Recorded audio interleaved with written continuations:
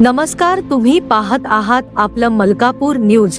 आपलं मलकापूर न्यूज मध्ये आपलं स्वागत आहे. 2.5 कोटीची जी सुपारी होती त्याच्याबद्दल आपण बोलताय. अजून त्यांची नार्कोटिक्स करा वगैरे सगळं चालू आहे, पण आरोप अटकेत नाहीये. आरोप अटकत नाही. तिघ अटकेत नाही. तिघ धरले. जो ह्याच्या पाठचा जो सूत्रधार आहे ते धाने आहे, दुसरं कोण आहे तुम्ही नाव घ्या ना. तिकडून मी काचकून सांगतो. माणसाच कसं असतं बघा.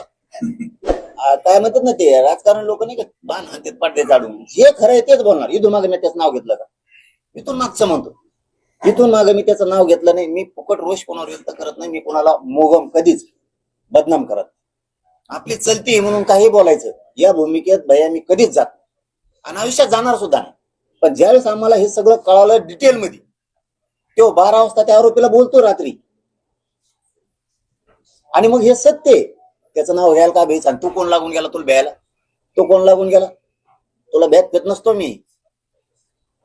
त्या दिवशी एसपी साहेबांना सांगितलं होतं, अशी अशी गोष्ट घातपाताची आम्हाला कळाली, असे असे लोक आहेत बघा. आणि आज नाही बोलत ही मी. त्या दिवशी पत्रकार बांधवाच्या साक्षीने सांगितलं होतं. कारण मी फक्त या पत्रकार बांधवाला कधी खोटं बोलत.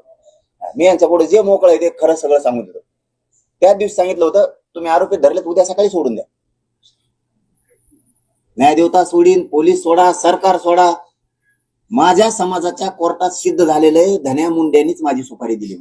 कारण तिथं बीड जिल्ह्यातले आणि जालना जिल्ह्यातले 100 लोक जे प्रतिष्ठित येते बसलेले होते, त्यांच्या समोर एकभूत झालेलं आहे की धन्याने त्यांना 2.5 कोटीला माझी घातपाताची सुपारी दिली. त्याच्यामुळे माझ्या समाजाच्या कोर्टात न्याय झालेला आहे. मी बघा ना, आता तुम्ही करा नका करू, आम्ही आमचे खंबीर आहे. म्हणून त्यांचा पोलीस पुन्हा करून टाकले. तो बी अर्ज करून टाकला लगेच. तुमचा पोलीस नको मला आणि काहीच नको. फडणवीस साहेब जर त्याला टाळत असले, इतकं पाप, इतक्या घाण कृत्य करणाऱ्या माणसाचं, जो क्रूर माणूस आहे धनंजय मुंडे, इतका क्रूर अविचारी माणूस दुसरा कोणी नाही, त्याला जर फडणवीस साहेब सांभाळणार असले, फडणवीस साहेब हे याच्या अगोदर असं राजकारण तुमचं नव्हतं. तुम्ही पाऊल तुमचे वाकडे पडू देऊ नका. आमचं तुमचा वैचारिक मतभेद 100% असणार. पूर्वीचा भाजपमध्ये काम करणारा देवेंद्र फडणवीस आम्हाला दिसत नाहीये. पूर्वीचा देवेंद्र फडणवीस साहेब व्हावा अशी आमची इच्छा आहे. सत्याला सत्य म्हणणारा. तुम्ही अलीकडच्या काळात चोट्ट्याला चोराला बरोबर घेऊन त्याच्यासारखंच गाणं गायला लागला. हे तुमच्यासाठी पक्षासाठी खरंच चांगलं नाही. तुम्ही बदला नका बदलू. आम्ही सांगतोय हे सत्य.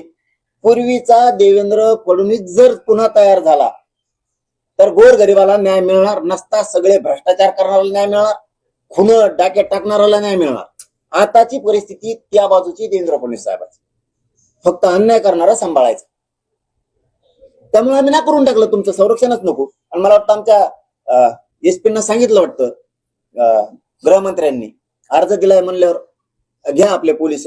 मला वाटतं गेलेच वाटतं आमचे पोलीस. खूप तत्पर काम, म्हणजे असं तत्पर काम करतात फडणवीस साहेब.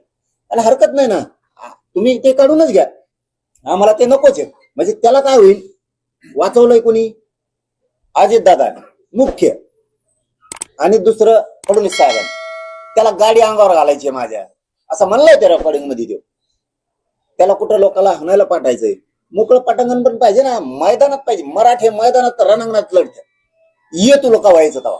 त्यामुळे फडणवीस साहेबांनी मोकळं रान केलं असेल त्याला. ये तो ट्रक टेम्पो काय असते ना त्यांचे, आहेत ना ट्रक आणख्या त्या नावं टाकलेल्या आहेत ना, ये त्यांना द्या. देऊ द्या. आम्ही प्रत्येक गावात मराठा राजा देतो, टेन्शन नको.